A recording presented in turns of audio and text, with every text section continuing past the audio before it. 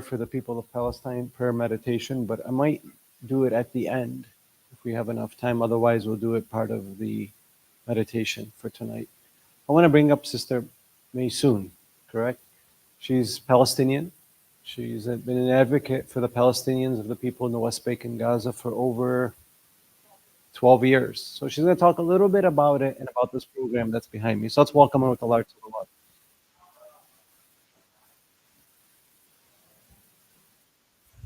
Salam Alaykum. My name is Maysoon Hamad. About 12 years ago, a couple of friends and I started the Detroit PCRF chapter, the Palestine Children Relief Fund.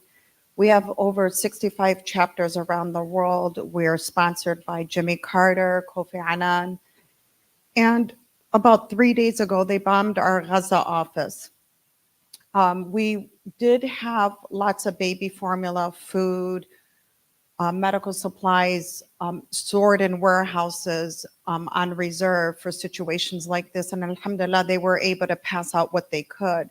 However, as far as like medical equipment, there isn't any more babies. They're gonna have to turn off pretty soon, probably 140 incubators. So what the Palestine Children Relief Fund does is they send doctors on medical missions and we bring children abroad. This last summer, we had a little boy named Salah Hamid, and he was an amputee, and we got him a prosthetic leg. He is about our 7th or 8th child that we hosted here in Detroit, and he's been going around on social media quite a bit. So we wanted to find a way to raise money. A lot of people are donating. They do have a few campaigns. The PCRF, we do have frontline workers supplying aid, nurses, physicians right now. And as soon as they open up the crossings, the border crossings, we are one of the humanitarian organizations that's allowed in. So we're trying to raise money to build these hospitals. Again, we do have a hospital, a department in Al-Shifa Hospital. So we figured the Khadija bint Khola Foundation, the KBK, wanted to do something and donate 100% of the proceeds to PCRF. And a lot of our local businesses, Hajj Imad from Amity is having them donate proceeds. So please support those businesses as well. So we're hosting this family bazaar. It's not a fun event. There's not going to be no music, no Muhammad Asaf. It's just to get people out to support small businesses and to bring awareness to the cause. There will be an admission fee. I think online it's $3, but at the door it's $5. 100% goes to PCRF. We do have vendors. Some of them are donating all their sales that day to PCRF, and the vendor fees goes to PCRF. And we're having a silent auction. And our silent auction is mostly Palestinian-based companies. So I would love for you guys to come out and support. And it's from 2 to 9 this Sunday. Thank you.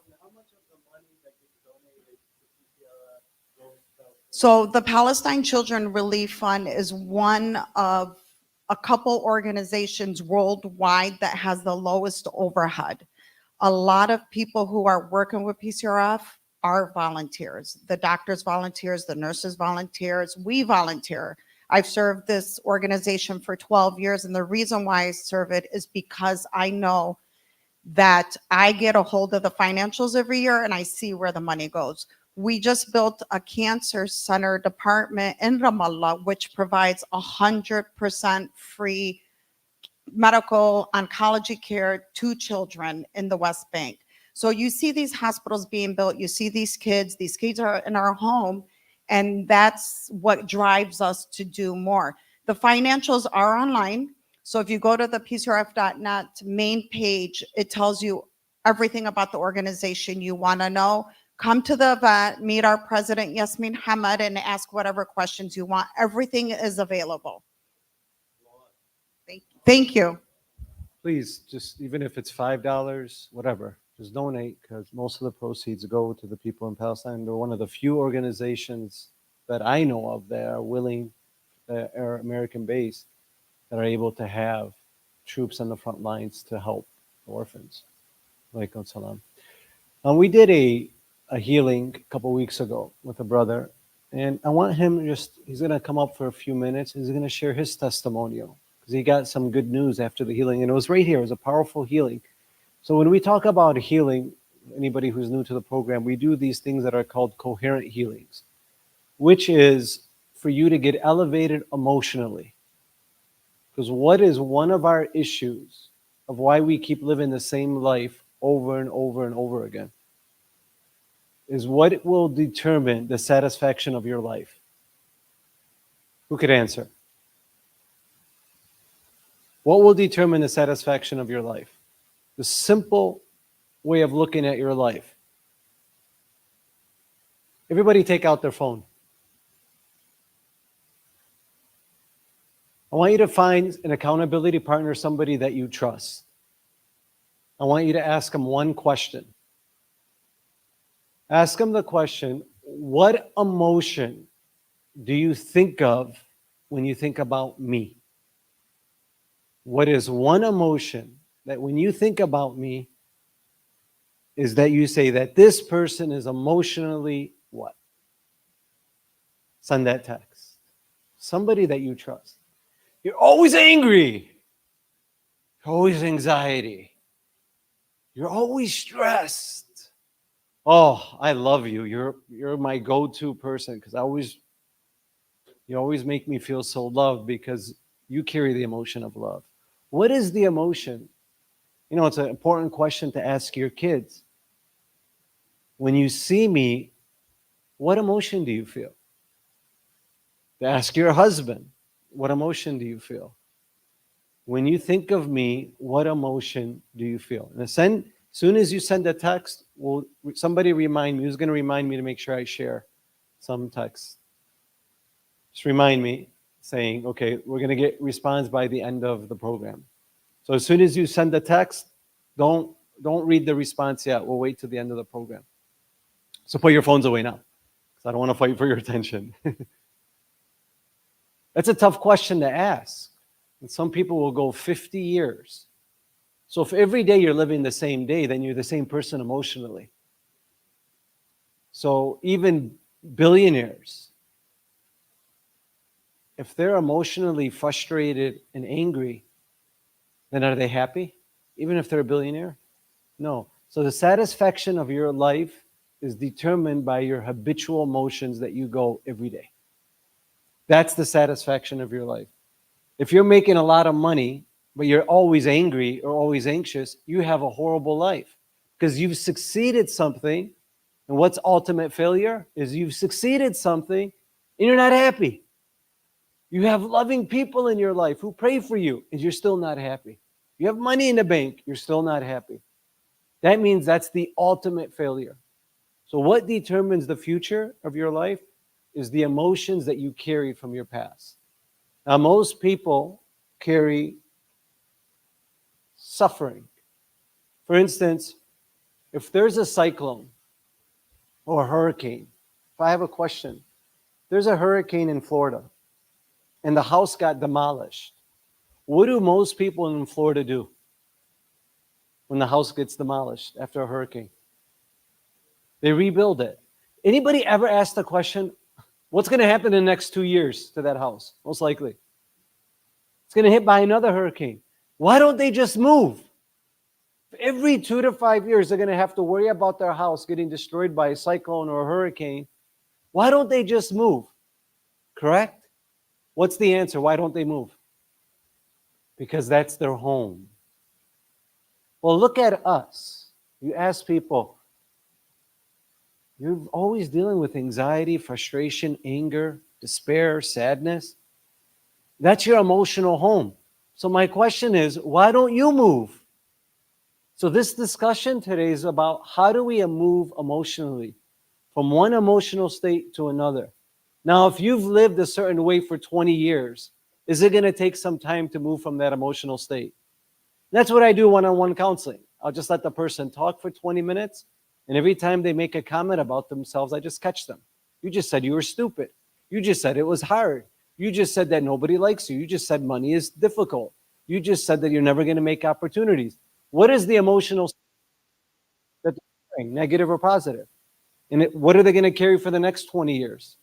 When this happens, I'll be happy. No, in 10 years, 5 years, in a year, you're going to be saying the same thing. See, that's what happened to me. Growing up, I really didn't have a father until I was 27. I have a son. I play catch with him. I have a daughter. We take him to, basketball practice or tennis practice. I get to kiss my kids every day. My kids are here. I've never gone a day without kissing my kids. Why? Because I suffered. I didn't have that growing up.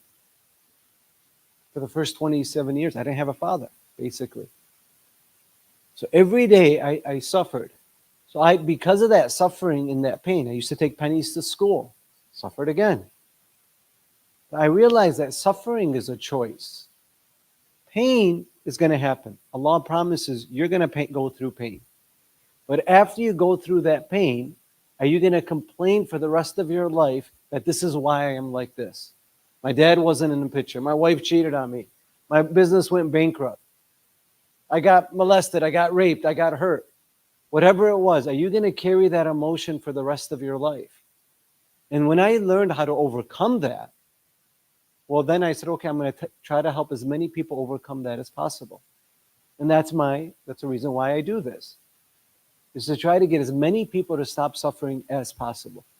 And we all are suffering now. Watching the Palestinian movement, what's happening in Gaza, and then there's this father who's holding his 2 kids that just died. Both kids just died. He said, and he's really not grieving. He says they're back with Allah. He had this certainty. And I'm thinking, how do I get that type of faith? It's powerful. So that's what this discussion is about. So when we did this healing, what we do is we just teach people how to upgrade emotionally. So many ayahs of the Quran where Allah talks about start your day in a state of gratitude. Be thankful for what you have and we'll give you more. Well, what is your emotional state when you wake up? Oh, I got to go to work. Oh, I got to take care of my kids. I got to wake up. Talk to the person next to you. Tell them what you think your emotional state is on a regular basis and what you're known for. Go. See if it matches the text that you're about to get.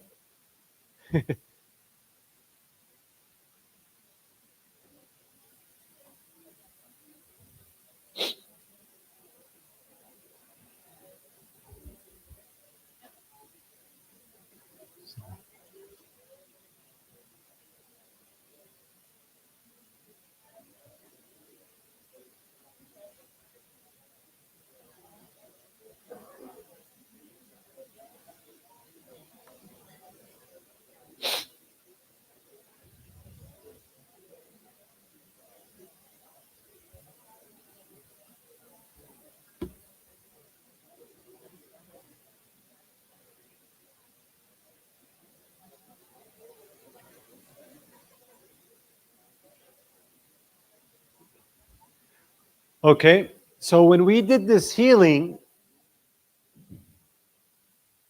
and what's interesting is when we do these healings, he didn't tell anybody about his issues, but everybody after the healing felt his pain.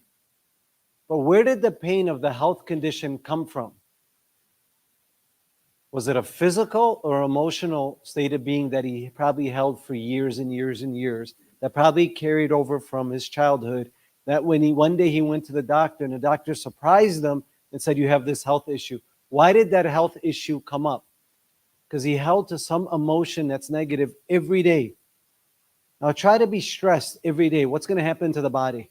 It's going to shut down. And the doctor's going to say, you have this cancer, you have this tumor, you have this thyroid issue, you have some issue. And they're going to treat it. But are they actually treating the problem? No.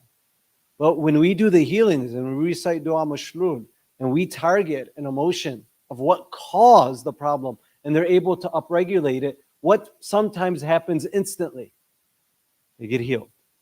And we call it spontaneous remission. And I'm telling you, there's nothing spontaneous about it. And now we can measure it. So let's welcome Hajj Muhammad with Allahu Shalawat. Put him on the spot. Salam Alaykum. Okay, so earlier this year, I met Maysoon earlier this year. Amazing woman, by the way. And she told me about a book club class with Hussein Charara. And I'm like, what the heck is a book club? Well, you go and you read books, check out books. And she was like, no, she explained everything to me, and that they do a meditation, that they learn a lot of things, and Hussein Charara teaches a lot. So I decided to attend. And my first night here, I talked to Mr. Charara and I told him something was going on with me. And he was like, Maysoon was with me, and she was like, when can we do a meditation for him? He has a health issue. Before I get to that, I had found out that I have a health issue. The doctor told me I have something going on with me, and it was serious. So we came to Mr. Shirara, came to the class. He said, let's just do it the first night. Let's just do it tonight. I was like, wow, blown away. Like the first night in my class, he decided to do the meditation. So they got these chairs in this circle. They put me in the middle, and all in the group, it was all females. I was the only male in the middle. Even Maysoon attended the meditation. And to be honest with you, I was looking around thinking, what's going on here? Yeah. But then I started thinking, the faith in Allah subhanahu wa ta'ala that I have. Let's see what happens in this meditation. And I sat in the middle, and Mr. Sharara started the meditation, and the woman told us to close our eyes and just let yourself go and just clear your mind. And that's what we did. And I felt amazing. I felt a presence. I felt things come out of me. I mean, not what I mean like come out of me. Like I was feeling a lot of energy, both positive and a little negative, but a lot of positive from the group. And what was he willing to do at that moment for once is to be vulnerable. Yes. He allowed himself to be vulnerable enough to accept people's love. Some of us have been hurt so much by previous relationships. Everybody's a potential threat. You will never allow my guard. SubhanAllah, one thing I prayed for him is that just let your guard down. Just surrender and suspend your belief. And that's what, and those sisters that were around them are healers. And they just happened to show up for the meditation. I said, we're going to do a healing. So go ahead. Yes. So after the meditation had ended, each sister explained what they felt, and I was listening to every one of them, and I was blown away. And some were actually crying, like tearing up, because they felt a strong energy. They were explaining to me and to everybody in the group what was happening, and I felt something amazing. I really did. So after that night wrapped up, I went back to the doctor a couple weeks later. They did I don't know if any of you guys know what a biopsy is, and they were testing a biopsy.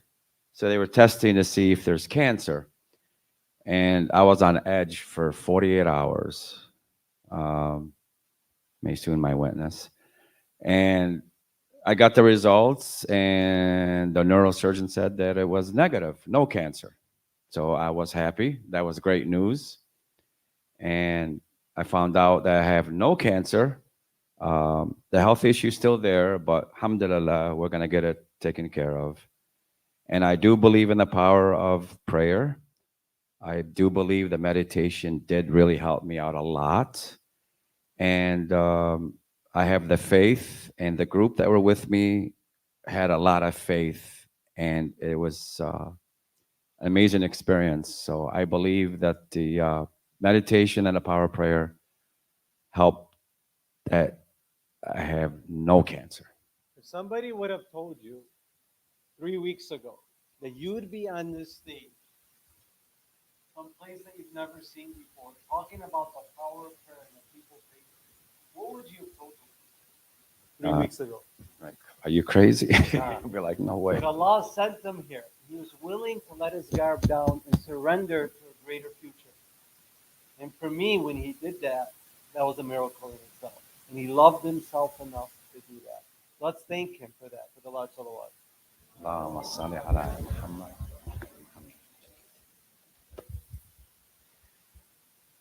And that to me is, when doctors will ask people, what did you do? That was there, 2 weeks ago. Now that health issue is gone. What did you do? And that's the power. And if within your infinite amount of potentials, there's a possibility for you to get healed, and Allah says, you call on me and we qualify you as a caller, Allah says we answer all your prayers. But you cannot qualify as a caller if you're always frustrated, if you think the world's conspiring against you, if you're negative when you wake up. Then when you call on Allah and you're trying to be grateful, but actually deep down, what are you?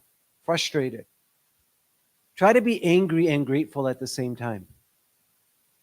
I love you. Do I really love you? Try to be, I hate you so much. You notice you can't. So you have to decide. You have to pick a side. So what is the emotion that we're going to talk about how to pick that side today. Okay? Can you give me your best for the next half hour, 40 minutes? I want to go quick. There's a lot to go over, but there's some key points. What I want you to do is either take out your phone and take the notes down, or share at least 2 points that you've learned so far about our habitual emotions and how they affect everything that you do. Go. You got 1 minute. Just share something you just learned.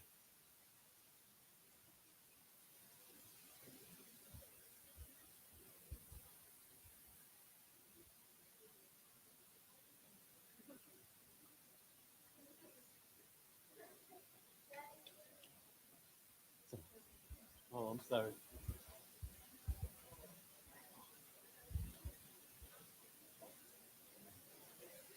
Okay, so who can repeat it to me? The satisfaction of your life is determined by what? Your habitual emotions. So if you go to class every day and you say how much you hate this class, you wake up every day and you say how much you hate this job, and then you quit this job, but that's still the emotion you're carrying. What's the next job? What are you going to think about it? The same. How about the people who get married 3 or 4 times? They stay the same, thinking that they're going to change, right? So you do not be controlled by these emotions, and that's the body. And you have to take your free will back. Just because you're carrying an emotion doesn't mean you have to answer it. Some of our egos are so strong, including me. When we get emotionally hurt, we have to say something. And usually it's something pretty dumb. Because when's the last time you said something really wise when you were really angry?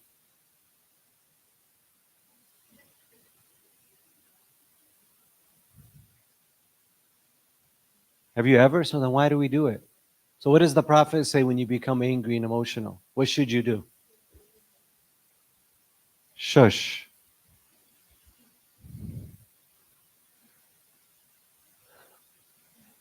And they sold him for a reduced price, a few dirhams. And they were concerning him of this content was very little. They thought he was insignificant. Who is this talking about? Yousef Wasam. Who sold him for very little? No. The caravan. They took him from the well. Why did they sell him for very little?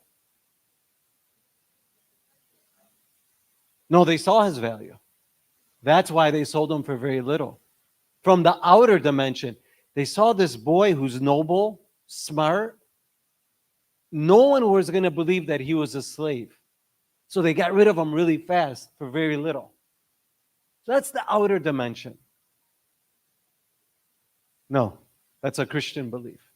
His brothers never sold him. No, never. No, never. Alama says never sold. And I'll show you the ayahs. They left them in the well. The traders took them, but they never came to the traders. So let's go into the no. So I could give you what Alama Tabatabai says about it. So he's the one that proved that these are some Christian beliefs.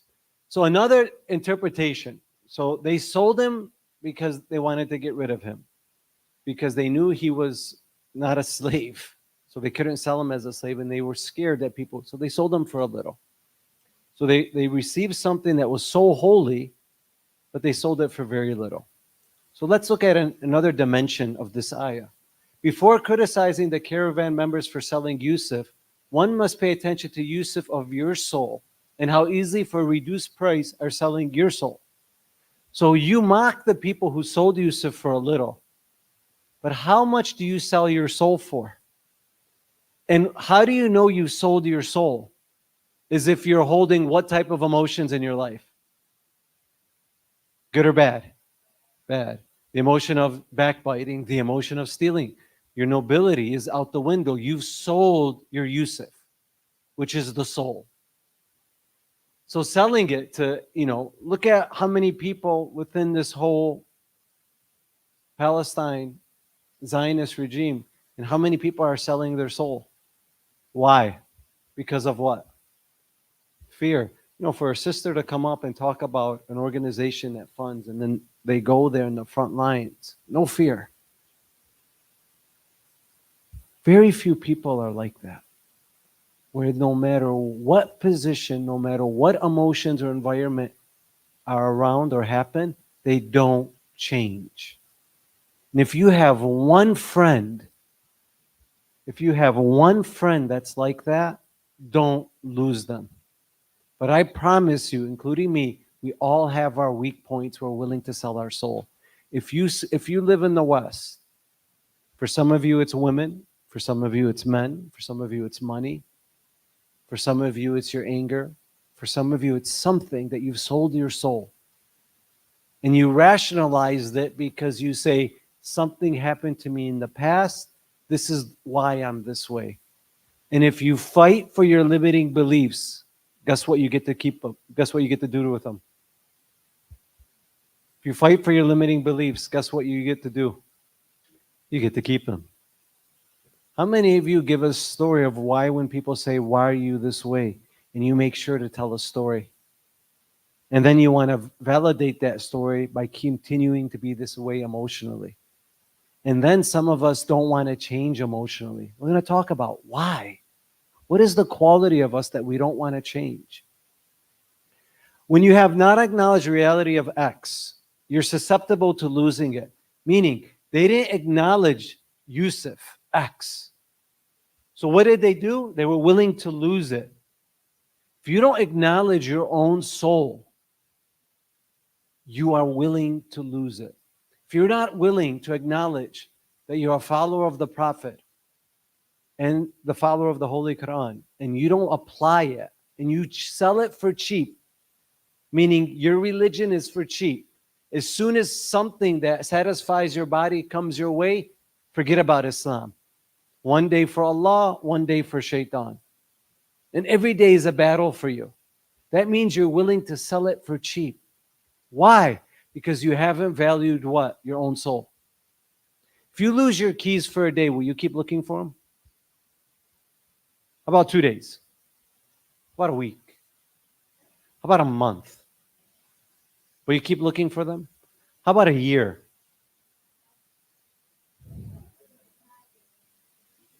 Not only will you stop looking for them, you'll even forget that you lost them. If you ever stop looking for your soul, guess what will happen? You'll stop looking for it. Isn't that what happened to Shaitan? Isn't that what's happening with other leaders around this world? They've lost their soul. That's why they could click one button and destroy 6 hospitals. One button destroy 2 churches. Thousands of kids dying. For what? Because people have lost their soul. And then there's another group that is scared to stand up. Why? Because they sold their soul for a cheap price. So the question is, you cry for the people of Palestine, and I've been depressed. I was meeting with somebody earlier, he's trying to motivate me, tell me I am so severely depressed. I'm about to cry right now. But then I think, okay, I'm depressed because of what's happening around the world. But why am I not also sad about myself? Why am I not sad and reflecting? Why don't I feel guilty about myself? I want to go there and make a change in Palestine, in other parts of the world. Why don't I feel that same type of sadness within me? Why have I lost my soul? What's wrong with me? How dare I cry for an orphan in Palestine while I'm not crying for myself, saying, I'm far away from you, Allah. What's wrong with me? That's why it's recommended to wake up in the middle of the night and you talk to Allah and you know your secrets better than anybody. And you tell Allah your deep secrets and you say, this is what I'm going to change. Then you do it while crying. Who used to do that? Prophets of God. And they didn't even make mistakes. Why don't we do that? And that's what I've been very depressed about myself. True or false? We talked about this last week. You don't improve anything that you don't track. True. If you don't write it down and make an intention, nothing will change in your life. I promise you. You come to 1,000 lectures, you'll cry for Imam Hussein for the next 20 years. Community is not becoming more Husseini-like. They're not becoming more prophet-like. But every year we do the same rituals. What's one major reason? We don't practice. We don't say, this is what I'm going to change about my emotions. Consciously, you'll say the right things. You'll say, yes, I'm going to do it. Yes, I'm going to start praying or dress better or treat people better. But right when you're put in the situation, what does the body say? How are you going to get married if you don't dress this way? Or how am I going to make money? The one brother was telling me today, says, every day, every single day, I could cheat people. And nobody will even know, and everybody else does it. He says, every day is a struggle for me. Every day, thinking that everybody's cheating, and I'm the one that says, I'm not going to do it. He says, every day I'm fighting my body. Because everybody else is doing it. If I tell you that this K is bigger than this E, or this box, what would you tell me? Is the K bigger than the box? No. But if I get 30 of you as actors to say yes, do you know what you'll say? You're going to say yes. Because of the peer pressure. You might think, and they've done studies like this. So how important it is to say and start acknowledging yourself and where you want to be. All right. How do you grow your biceps? Where am I? If I want to make my bicep bigger, do I do a calf muscle raise? No. If I want to make my bicep bigger, do I do finger exercises? So if I want to make my bicep bigger, what do I have to focus on? My bicep. So do I have to use my bicep in order to make my bicep grow? Yes or no? We all agree? Okay, good. So if you use my bicep to develop my bicep, then I use my willpower to develop my willpower. Can your willpower grow? How many people say, I've always been this way? Or people have told you you've always been this way? How many people do you know that every day they wake up and they're frustrated and angry? And some other people that they meet, they laugh at their own jokes and they're the happiest people in the world, no matter how dumb their jokes are. Right? Those are the types of people that you want to be around. But one of the ways to grow emotionally is you have to change your willpower. What's the only way to do it? By focusing on your willpower. So, many people don't realize that they can't develop it. So sadly, not much is accomplished with their lives. Most of you, because of our egos, including me, think you're good enough. Consciously, you'll say you want to change. But as soon as that thing is in front of you, you stay the same person. So your willpower hasn't improved. You still have the same habits. You still talk to your mom the same way. You still do things behind your parents' back. You still belittle your husband in front of him when there's people around. And you say subtleties. Why? You haven't changed. So sadly, you won't accomplish much in your life. It's like you could tell your bicep you're going to grow and change. But unless you do a curl and make yourself uncomfortable, the bicep doesn't grow. Same with your life. No matter how much you complain about things or how much you say, nothing changes. So then the question is, well, how do we improve our willpower? I hope that's what you're thinking. Should we be talking about that? Yes. Mom, can I have $50 to buy this toy? Who's a mom? You have two kids by chance? So one kid says, so I'll act like I'm your son. Ma, I want to go to Target. What would be your typical answer if I was 9 years old? Ma, I want Legos. Ma, please. Mom, I hate you. Please. Wait, what did you say? She said okay. Did it take much for me to get my Legos? And if she keeps saying okay to that, what will happen to my willpower? Bad, good or bad? What will happen to my success 20 years later? So can I determine success at 7 years old? I can measure it. So now let's reverse it. Instead of you giving in, tell me a way I could earn it. Ma, I want to go to Target. All I have to do is cut the grass? Cool. So I'm going to go and cut the grass. Okay, Ma, I cut the grass. So which one is going to become more successful? Which child? The first or the second? The second. Which one are you? When you don't get what you want, do you go and work for it or do you complain until you get it? How was your upbringing? Tell the person next to you. Did you whine until you got it or did you go and open a lemonade stand? Which one were you? Because some of you are still the same way.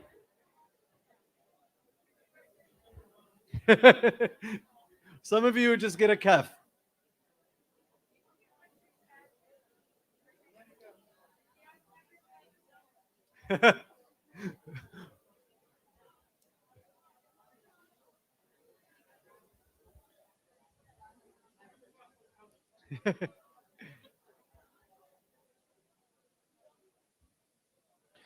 So, your mom or your dad tells you, your husband, whatever, says, I'll give you a few things to work on over the next few months to earn it. 2 states, 2 types of responses. I'll wait for my birthday. Right? I'll just wait. And sometimes your kids respond that way. Okay, I don't want it. And they outsmart you. Right? The iPad is there. By the way, you know what's one of the, they just did a recent study. What's one of the measurements of addiction? If you know you're going to be an addict, if your 6 or 7 year olds could spend 6 hours in front of a video game without any problems, then he's more prone to addiction. And there's ways to combat that. So anyways, the son says, I'll wait for my birthday, Mom. The other one says, I'm going to do a lemonade stand. This is going to live life on their terms. And their emotional state is going to be so elevated, they're going to be very happy. This one's going to be miserable in life. You are one or the other. And if you are this one, then you're the parent who also gives in to their kids. And almost at a worship level, where you'll hand them the iPad so you could get 2 hours a piece. And you have to break that addiction. It's going to share something. There's a great determination in a daughter, a calling forth of all her inner energy that she directs towards a single point to focus on accomplishing her goal. That's willpower. That's all willpower is. Somebody told you want something, you have to work hard for it. I'm going to be so zoned in that nothing's going to get in the way. And if your kid has those small wins, then they're going to live a life on their terms. But if your kid cannot zone in on one thing to achieve something, and you have to give it to them, they're going to live a very tough life. So you have to reflect on your own life. Which one was me? Did my parents give me everything that I want? Or did I work for it? Or did I get nothing? I really didn't get anything where I couldn't even ask. Yeah, some kids' disposition when they're born are self-motivated. But it's also a lot to do with environment. But every once in a while, like some kids are born naturally generous. Some kids are naturally selfish. Where it's giving $1 is very difficult. That's why the reward of giving a little bit of charity is so high. But that kid that was born very giving, his reward for giving a lot isn't much from Allah because it's easy for them. That's why you never judge people. All right. There is a great determination in the daughter, a calling forth of all her inner energies that she would direct towards a single point of focus to accomplish her goal. This is willpower. And those who strive hard for us, we will surely guide them to our ways. And indeed, Allah is with the doers of good. So what are two things that you have to do? And those that will strive for us. So what's one thing you have to do? Strive. And then what's the other things? Strive towards what? Good. So that's a principle in the Holy Quran. You have to strive in our ways and you have to do good. If a kid asks for Roblox and he didn't strive between the age of 7 and 14, because before 7 and your kid says, I want to go to Target, no problem. Even the word no you don't say because you fulfill them. But then after that is the discipline years. But if you keep treating him like he was 5 years old at 8, and he does no striving because you're irritated and you don't want to hear him screaming and you always give in, that means he controls you. Don't we have a lot of bad parenting happening? Yes. And now we're sending them to school and now we're really getting confused. There was a 3rd grade teacher by mistake. She shows a video, a cartoon. In the cartoon it says, we want to pronounce you husband and husband. And you might now kiss your husband. And then in the cartoon, the two guys are kissing. See, right now you might be surprised. Say, oh my God, why would a teacher show that? Do you know what's going to happen in 5 years? Guess what's going to happen? It's going to be what? Normal. Haram places are normal. Seeing liquor stores are normal. Seeing people getting high are normal. Celebrating Halloween. Telling somebody trick or treat, it's normal. You don't realize that if you don't fix yourself and make sure you guide your kids, you're going to send them to environments, you're going to lose them. I promise you. I told all of our students at WISE a couple of days ago after I saw the video of what she showed. I said, pay attention to who you marry. Make sure you marry somebody who wants to send their kids to private schools. Because in 5 to 10 years, you can't send your kids to public schools. You won't be able to. And if you can't afford private schools, then you're going to have to homeschool. Or you just say it's normal. Why? We lack willpower. We just go with whatever's out there and we've lost our soul. Why do we strive in other ways? I have a question. I was contemplating last week. I said, why do people watch Haram? Majority of youth will watch Haram one time between the ages of 12 and 18. Because it's right there. Now there's casino apps that will give you money to gamble instantly. And I've been dealing with one person that basically bankrupted his whole family, suicidal. But that addiction or relationships. People are going into haram relationship. What do they all have in common? Why do people do haram relationships? Why do people try to go and gamble in most cases? Or why do people watch haram? What are they basically telling Allah when you do that?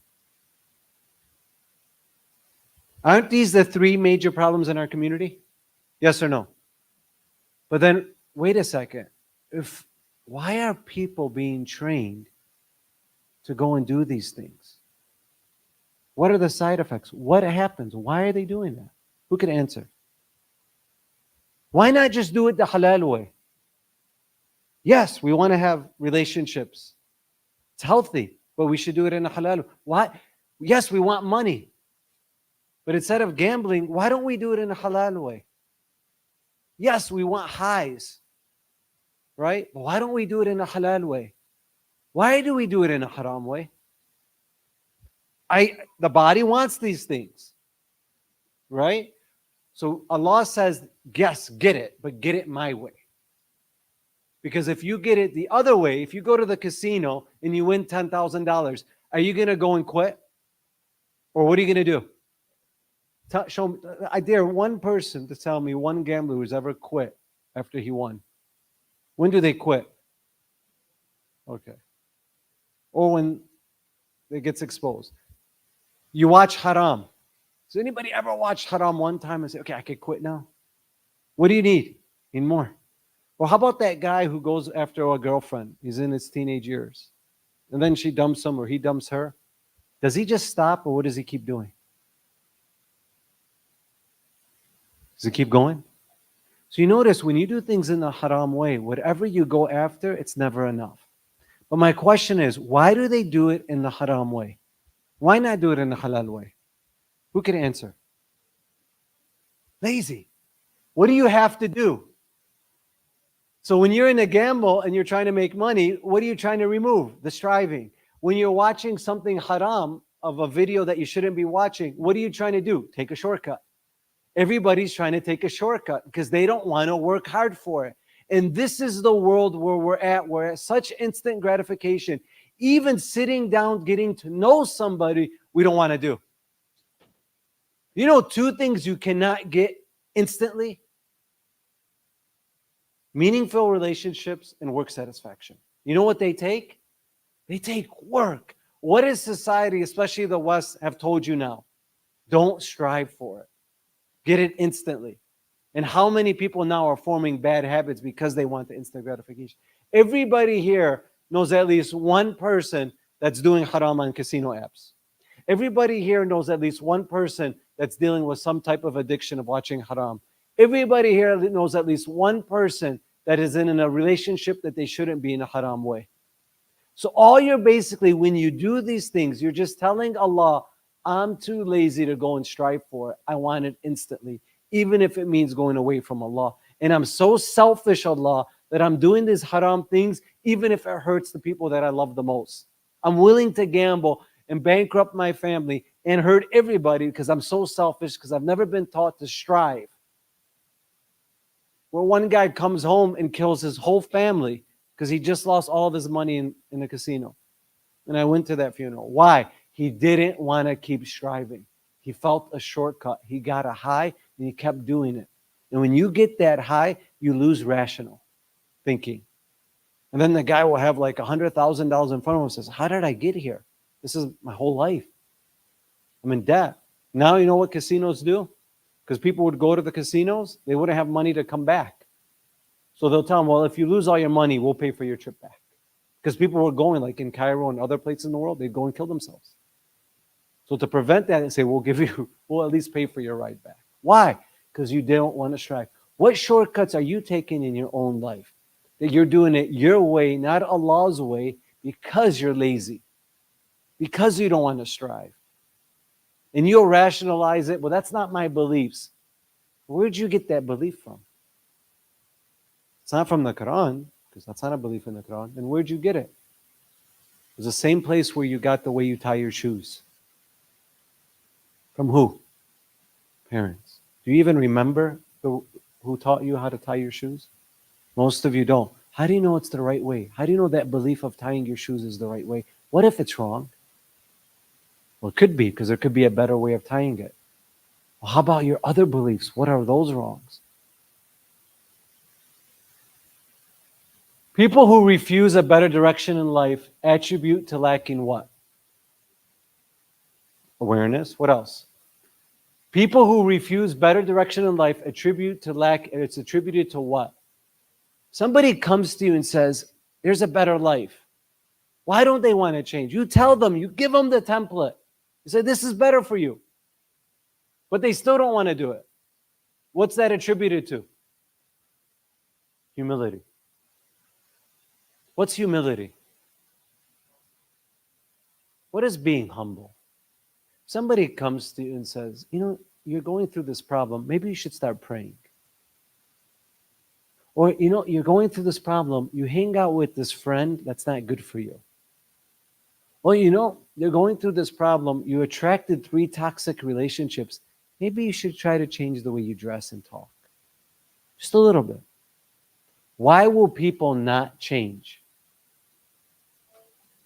Because of that humility. What's humbleness? What did the Prophet say humbleness is? Yes. Humbleness is that your body wants to do one thing, but you know this way is better, and you humble yourself enough to take that way, even your body doesn't want to. That's what humbleness is. It's not holding a tasbih, walking around saying Bismillah all day. That's not humbleness. Humbleness is when you submit the truth. So when somebody gives you honest criticism, what kind of friends do you need? You need a friend that sometimes gives you advice when you don't even like it. You don't need yes people around you. That's what humbleness is. So, submitting to the truth, using willpower in a negative way due to being what? So now I don't want to change. Don't ask me to change. How many people, they've gone to marriage counseling, they've gone through issues, and what do people say? He'll never what? Change. So he's using his willpower in a negative way. What do we call that? Stubbornness. Being stubborn. Some of you use your willpower saying, I'm going to keep trying to put this square through this circle no matter what, and I'm going to be stubborn about it. And you're using your willpower, but you're using it in a negative way. Why? Why not just change the way you are? Okay. And those who strive for us, so you have to strive. If willpower and focus are the wings that awareness uses to soar through the mind, so you have to have focus, you have to have willpower. That's how you soar. Being able to give somebody your undivided attention from one moment to another. That's how you know you're going to soar in life. Think about right now, as I'm speaking, how many times your mind wandered. I got work tomorrow, I'm feeling tired. When is this going to end? Or when is the meditation? Something. You cannot focus for long, but it's actually, you could train your brain to stay here present the whole time. So that's one wing. The other wing is having the willpower, which we're going to go over how to improve your willpower. But what is the one that forms these wings? It's your character. What kind of character do you have? Are you humble? Do you submit to the truth? Are you known for being edgy, antsy, anxious, selfish when things don't go your way? What kind of character do you have? That will determine where you're going to go with your willpower and your focus, is your character. And what did the Prophet come for? What did Allah say? The Prophet came to improve what? Your character. That's it. Prophet says, improve your character. You want the people in Palestine situation to improve? You want to pray for them? Improve your character. Then for chance, Allah may give you an opportunity because of your character to put a smile on an orphan's face. Don't be the person who is satisfied with doing the bare minimum, who merely wants to get the job done and move on. Be the person who's exercising his or her will at every opportunity by calling upon your willpower to do a little bit more. How many of you are minimalists when you know why you're minimalist? Because you're at a job, you just do enough and you get out. You cook just enough, you get out. You do just enough because you're always waiting for the next thing because you can't stand where you're at right now in life. How many people live that type of life? So many. They're always waiting for the next moment. When is this over? When is this going to end? So they're lacking willpower. So 3 ways to develop willpower. There's 3 ways that you have to develop your willpower. First, finish what you start. So if you start painting a room, what should you do with the room? Finish it. If you start doing your bed, what should you do? If you start doing your laundry, what should you do? If you start cleaning the dishes, what should you do? How many of us, our willpower is so weak, we'll start doing something and somebody will give us our attention, then you forget what you were doing. So what's the first step of improving your willpower? Finish what you start. You with me? What task do you start but don't finish? Share with the person next to you. What is something that you usually start that you just don't finish? Go ahead.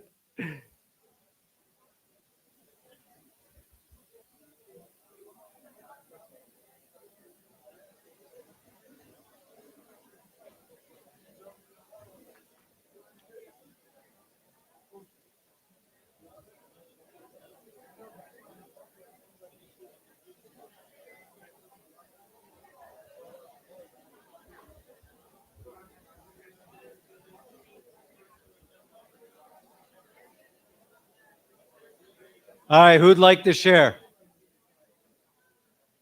Who'd like to share? Let's get a few shares. What do you start? Laundry. Homework.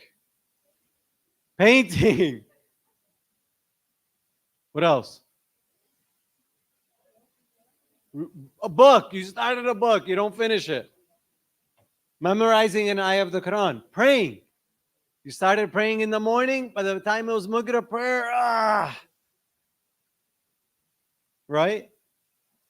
So what destroys your willpower is you start something and you don't finish it. Next thing, finish it well, beyond your expectation, no matter how long it takes. So not only do you have to finish it, you have to finish it well. So you paint a room. You could paint it sloppy. You could be a contractor building a house. But let's say you're painting a room. You could do it sloppy, or should you finish it well? Well. So not only should you do your bed every morning, how should you do it? You should do it well. So then you have to ask yourself, what is something that you do every day, but you don't do that well?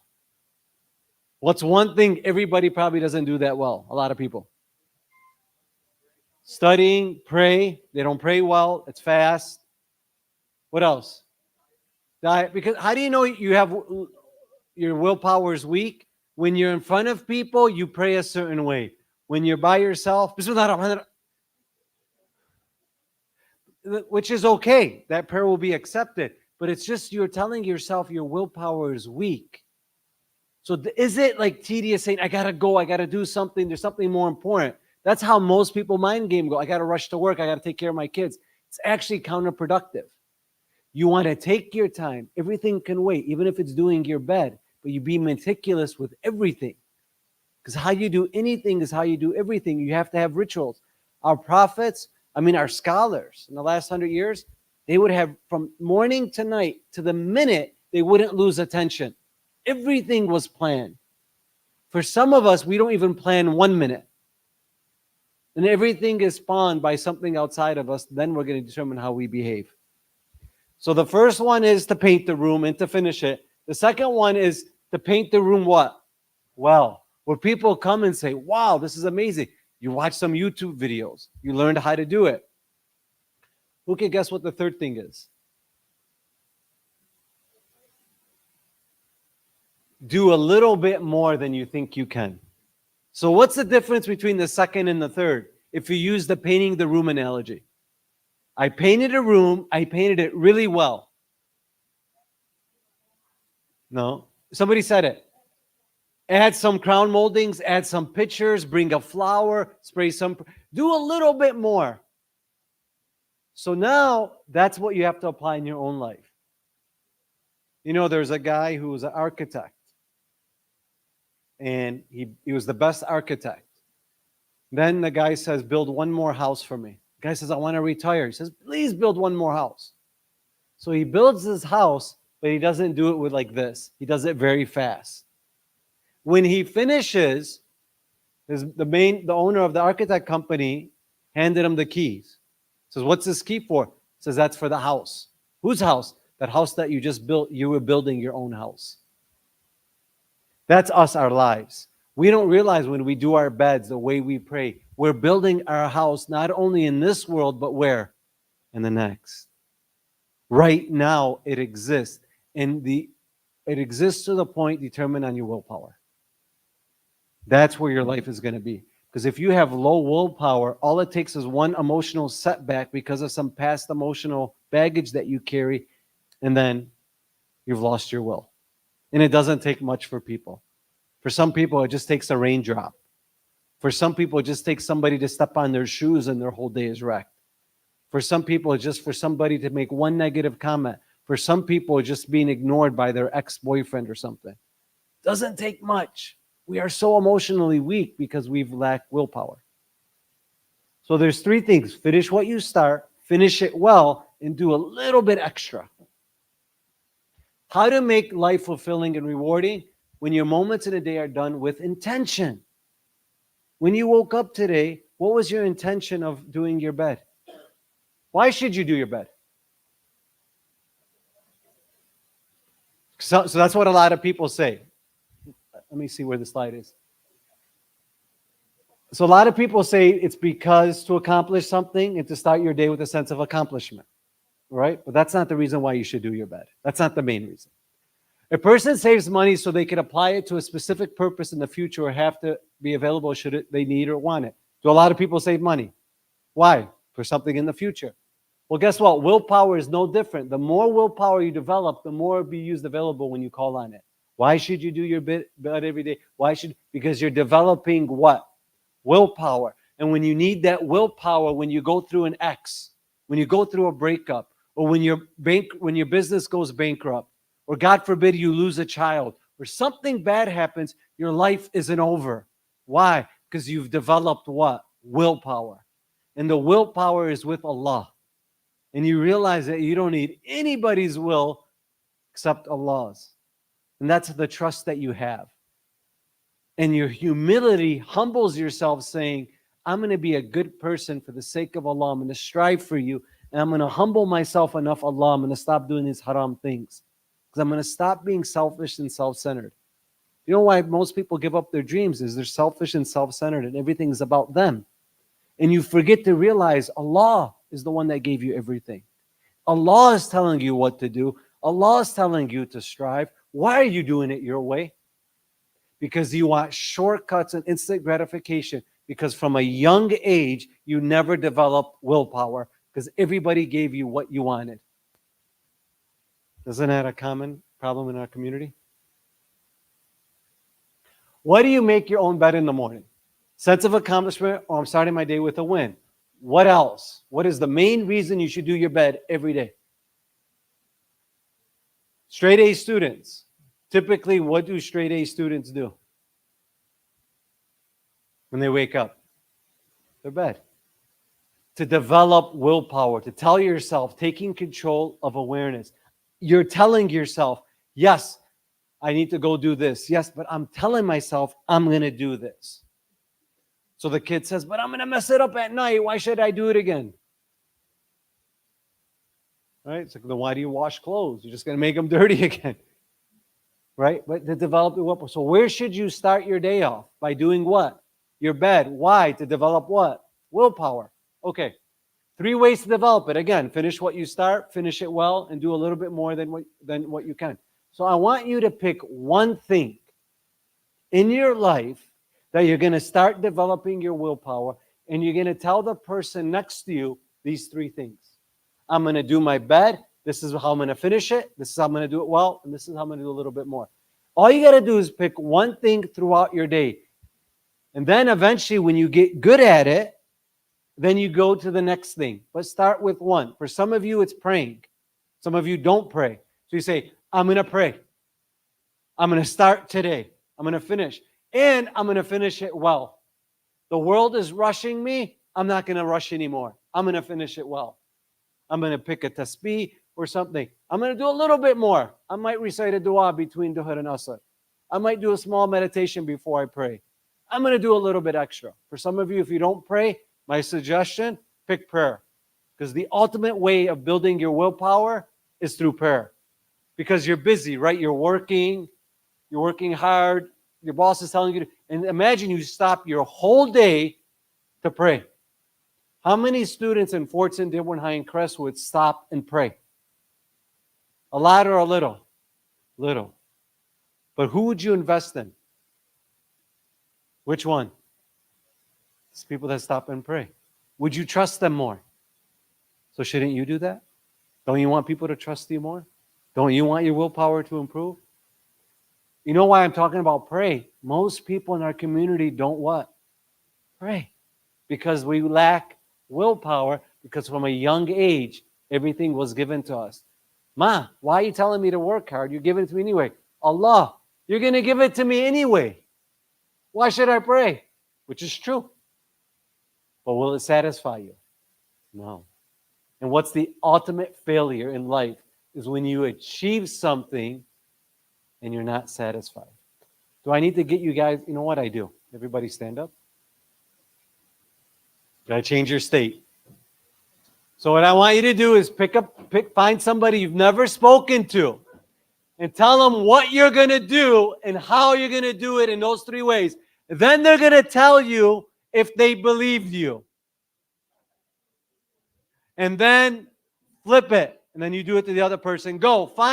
Have the willpower to do this. Find somebody you don't know. Go. Somebody you don't know.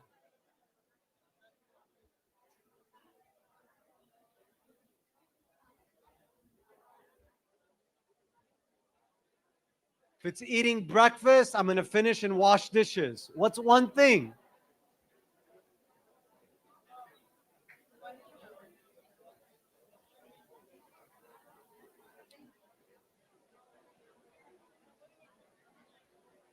You guys had 2 minutes.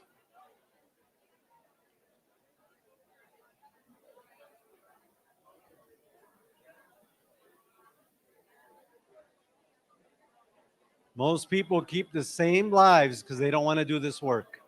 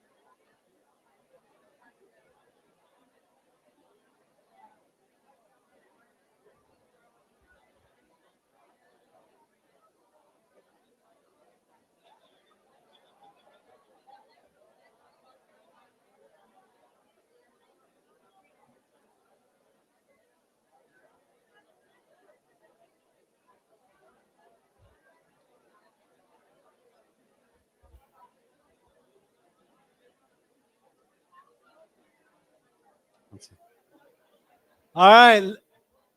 We got one volunteer. We're going to have to vote if we believe her. All right. What is the ritual, the task that you're going to do daily? Stop procrastinating my homework. Yeah, All right. Well, what are you going to finish when you start? my homework. But I finish it, but just not like I procrastinate to do What are it. you going to school for? My mom's recording me. I hope to do dermatology. Dermatology. Yeah. So first is, don't answer yet. One, you have to ask yourself, do you believe when she says she's going to start finishing her homework when she begins? For some of you, it's simple as breakfast. You eat breakfast, you put the dish in the sink, and you leave it in the sink. Don't do that. Finish what you start with everything that you do. You want more abundance? Make sure you want to stay away from poverty. Never keep dirty dishes in your house. Don't go to sleep with dirty dishes. So the first is finish what you start. You're going to finish your homework. What's the second? How are you going to finish it well? Plan it out. Plan it out and actually double check. Yeah. Use even Chat GPT and see if you're correct. All right. And how are you going to do a little bit more?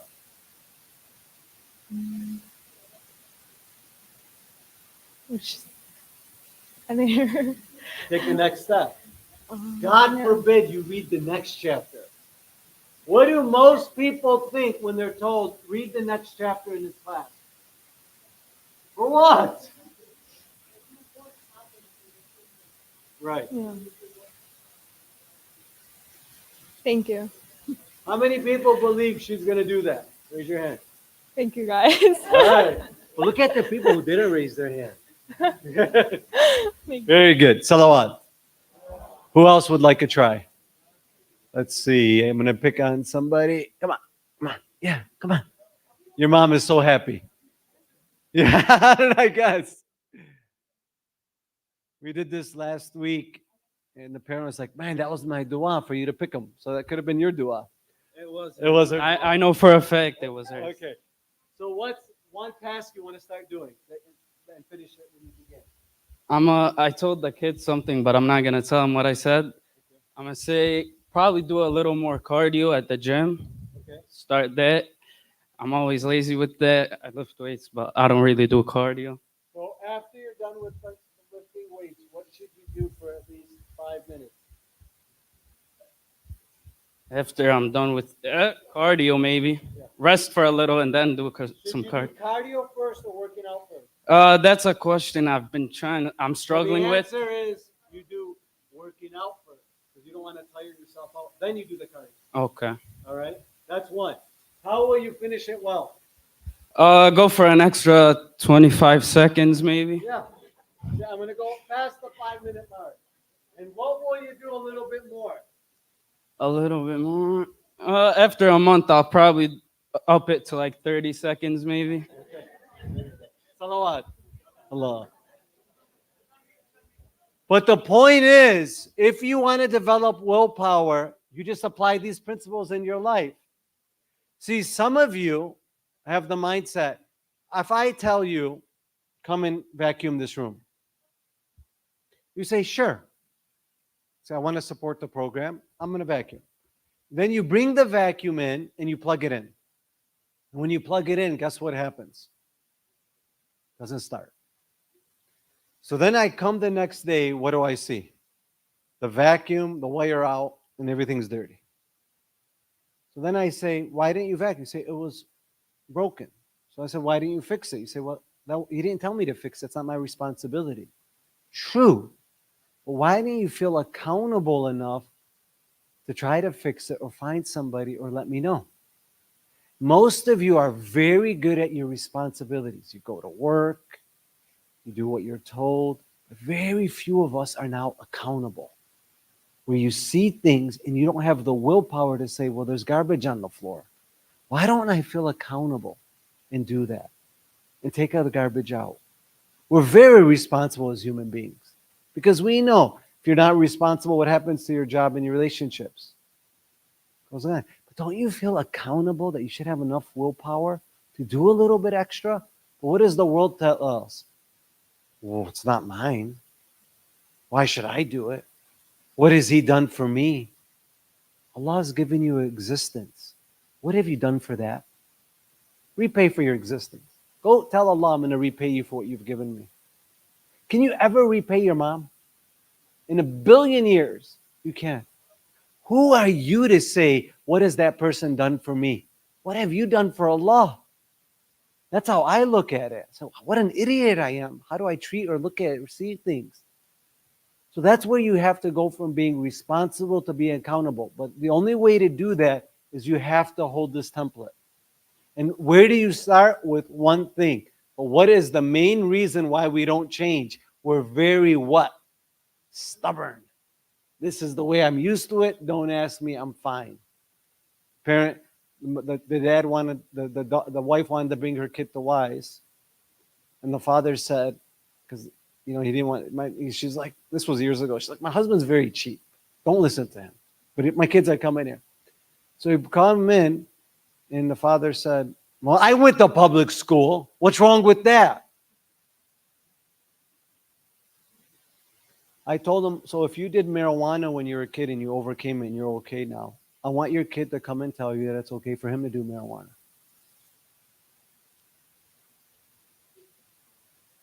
You got stuck. How stupid of a comment to say it was okay for me. What's one thing we should wish for our kids? Better. Why do I kiss my kids every day? Because I was never kissed. So imagine I say during the Prophet's time, the reason why I don't kiss my kids, because that's a sign of weakness, and my dad never hugged me and kissed me. Can't I use that excuse? I could. I was never kissed, and I could say, I turned out fine. That's what they told the Prophet. You notice how strong our ego is because of our stubbornness, and our humility is so low? So all I'm asking you, today's program was get one thing in your life, get it really good, where now you don't even have to think about it, just like tying your shoes. And I promise you, Allah says, when you strive in our way with that one thing, Allah says, we are going to repay you because you're trying to be good. You know what's our problem? We don't believe in that. And we think if we change or don't change, what's the difference? Because that's the way you were primed as a kid. I'm telling you, break that habit of being yourself and change new habits to connect to the divine. So tell the person next to you, I'm going to change I'm going to break the habit of being myself and I'm going to create new habits to connect to Allah. Tell that person with firm intention that that's what you're going to do. Go. Make it believable. I'm going to break the habit of being myself. And I'm going to create new habits to connect to the divine.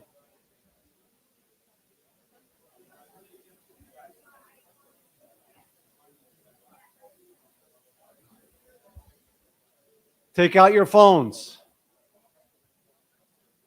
Please, somebody share some feedback that they got. Raise your hand if you got a response that you would like to share. All right. We'll go 1, 2, 3. All right. Sister Huda, go. I make the person very happy. So when people call you, you make them feel better. That's a good quality. Go ahead. Yeah. I'm sorry? So when people are having a bad day or they do something stupid and they call you, you don't make them feel horrible, no matter what they do. And you seem to have that quality. So that came from somebody doing that for you in your life. Or not having it at all and saying, oh, because I never had that, I'm not going to be like that. So I'm going to give that unconditional love to everybody. But what's the key? Make sure you do that for yourself. A lot of people are really good giving that unconditional love because they didn't have it. But why do they end up sick with some diseases? Because they're so kind to everybody but who? So make sure the way you treat others in that kind way, make sure you do it to yourself. And that's where you develop those habits for yourself. Oh, I know I got to go do this for this person and my kids and everything. But wait, I'm developing a habit where this is my time. That's extremely important because that's how you connect to Allah. There was somebody else. Okay, what'd she say? Sometimes anger. Is she telling you the truth? Okay, so now you have to ask, okay, where did that come from? Oh, that's the program from my family, from my mom, because she's worried about everything. When she worries, she gets angry. When she gets angry, she takes it out on me. But wait, now I'm doing it to my sister. So how do I reprogram that? Well, first is you start with a small win. Now I'm giving you some practical things to apply. But when most of you leave this room, what's Shaitan going to tell you? What did he talk about? Great lecture, but what did he say? Wait. So that's why you want to write it down. Day 1, I did a 2. Performed the ritual reasonably well. Day 1, I did a 3. Day 1. And you track it. Because if you don't track it, you will not achieve success. You have to track it. For some of you, you might think, okay, I'm doing good. So for you, it's reading Quran. That's my daily ritual. For me, it's reciting an extra dua, memorizing a new surah of the Quran so I can say it during my prayer. Create something. Don't compare yourself to your friends who don't pray and you're the only one that prays and now you're comfortable. Compare yourself to the Prophet and say, what can I do one little bit better to get closer to the Prophet? That's the key. That's the only person. I never want you to compare yourself with me or anybody else. The only person is your future self with the condition of the Prophet's principles. That's it. You got it? So,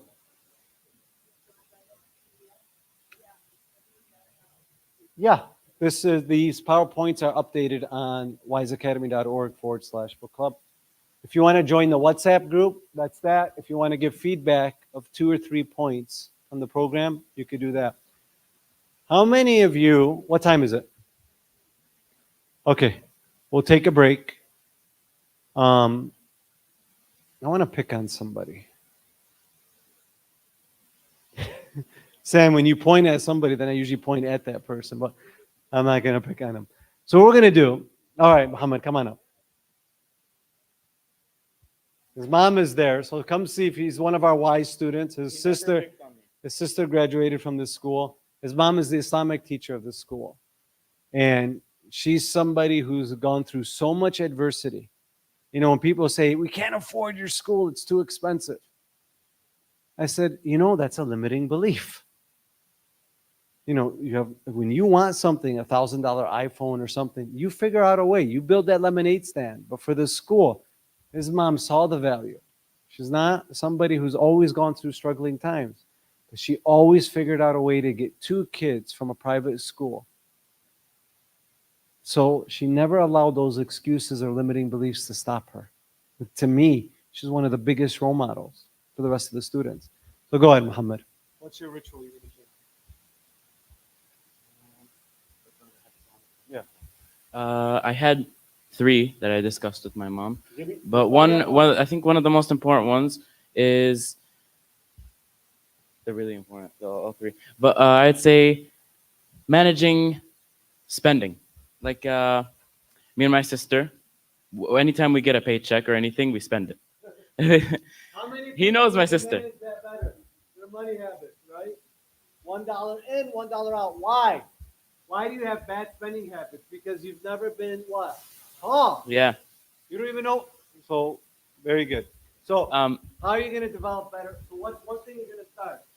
When you get money, what are you going to do with it? Not spend it.